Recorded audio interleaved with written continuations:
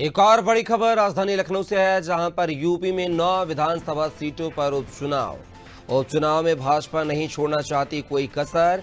10-10 विधायकों को तैनात करने की रणनीति, हर सीट पर जातीय समीकरण साधने की कोशिश। सांसदों के भी उतारेंगे चुनाव प्रचार में, जनप्रतिनिधियों को केंद्रों की देंगे जिम्मेदारी। तो ये बड़ी खबर लखनऊ से है, जहां पर यूपी में 9 विधानसभा सीटों को लेकर जो उपचुनाव है उनमें बीजेपी ने कमर कस ली है और कोई कोरी कसर नहीं छोड़ना चाहती है। 9 की 9 सीटें वो हथियाना चाहती है, लिहाजा 7 सीटों पर प्रत्याशी के नामों का ऐलान भी किया गया था। और इस खबर पर ज्यादा जानकारी के साथ सहयोगी अभिषेक शर्मा लाइव बने हुए हैं। अभिषेक, बात की जाए तो उत्तर प्रदेश में होने वाले 9 विधानसभा सीटों पर उपचुनाव को लेकर बीजेपी कोई कोरी कसर नहीं छोड़ना चाहती है, एड़ी चोटी का जोड़ लगा रही है। विधायकों के साथ 7 सांसदों को भी जिम्मेदारी सौंपने की बात सामने आ रही है।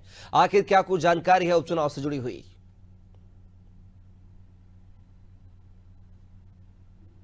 के निष्ठा का सवाल है। जिस तरह से लोकसभा के चुनाव भारतीय जनता पार्टी विपक्षी दल छिड़ी है, तो कहीं ना कहीं एक बार खोए हुए आत्मविश्वास को 2027 चुनाव से पहले भारतीय जनता पार्टी वापस पाना चाहती है। क्या है कि सीटों के उपचुनाव को लेकर जहाँ 30 मंत्रियों को लगाया गया है, एक एक सीटों पर 3-3 मंत्रियों को लगाया गया था। 10 सीटों पर चुनाव होने थे, लेकिन सीट पर चुनाव हो रहा है तो 27 मंत्री, खुद मुख्यमंत्री योगी आदित्यनाथ, दोनों पीसीएम और संगठन के तमाम नेताओं को तो चुनाव कराया ही गया है।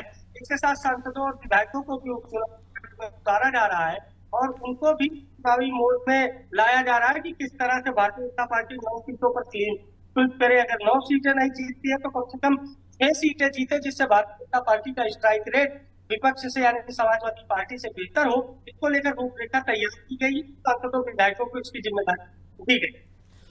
बिल्कुल अभिषेक, देखना होगा कि जो है लोकसभा में करारी हार के बाद बीजेपी उपचुनाव में किस तरह से उभर कर सामने आएगी, देखना दिलचस्प होगा।